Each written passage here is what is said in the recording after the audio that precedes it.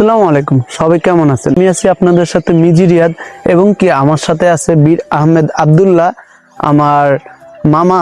তো আমরা নামাজের শেষে আমরা দাঁড়িয়ে আছি মসজিদের রাস্তার দিকে। কারণ হচ্ছে একটাই, এবং কি আপনাদেরকে ভিডিওর মাধ্যমে দেখাবো আমাদের রাস্তার পাশে দুই সাইডে সুপারি গাছ এবং কি পেঁপে গাছ।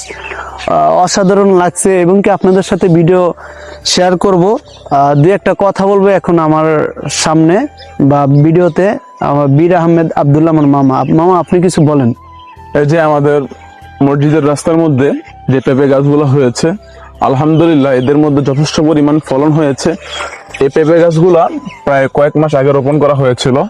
আলহামদুলিল্লাহ আপনারা দেখতে পাচ্ছেন যথেষ্ট পরিমাণ ফলন হয়েছে, অত্যন্ত চমৎকার ফলন হয়েছে আলহামদুলিল্লাহ। তার থেকেও বড় কথা হচ্ছে যে এখানকার যে প্রকৃতি, যে সুন্দর একটা পরিবেশ তৈরি হয়েছে, যেটার কথা না বললেই নয়। অত্যন্ত চমৎকার একটি পরিবেশ। ইনশাল্লাহ আমরা একে একে প্রত্যেকটা গাছকেই আপনাদেরকে ভিডিও করে দেখাবো যে কি পরিমাণ ফলন হয়েছে এবং কেমন ফলন হয়েছে। তো দেখতেই পাচ্ছেন অত্যন্ত চমৎকার ফলন ধরেছে গাছগুলোর মধ্যে।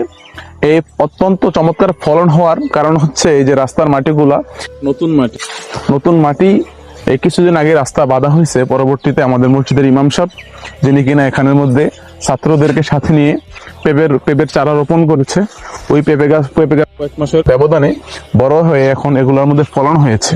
এবং দেখতে পাচ্ছেন কিছু কিছু পাখি এই পেঁপেগুলো খেয়ে ফেলেছে। জি জি মামা, এই যে অনেকটা নষ্ট এই করছে। যে চাই মোবাইলটা এদিকে না, এই যে দেখছেন। এবং দেখতে পাচ্ছেন এগুলোর মধ্যে ওড়না পেঁচিয়ে দেওয়া হয়েছে। এই ওড়না পেঁচিয়ে দেওয়ার কারণ হচ্ছে আপনার পাখি যাতে ফলনগুলো নষ্ট না করে, এবং যেটা আমাদের প্রচলিত যে মানুষের বদনজর, এবং বদনজর যাতে না লাগে, যার কারণে এই পেঁপেগুলোর সেফটির কারণে এই কাপড় দিয়ে এগুলো পেঁচানো হয়েছে। আমরা দেখতে পাচ্ছি ওই যে মামার একটা গাছের ইয়া করছে।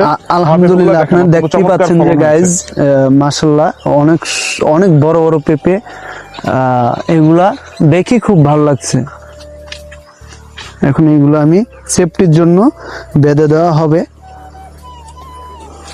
আপনারাও চাইলেই পারেন মসজিদের আঙ্গিনায় এরকম ফল গাছ লাগাতে, সুপারি গাছ লাগাতে, পেঁপে গাছ লাগাতে, বিভিন্ন ধরনের ফল গাছ লাগাতে পারেন।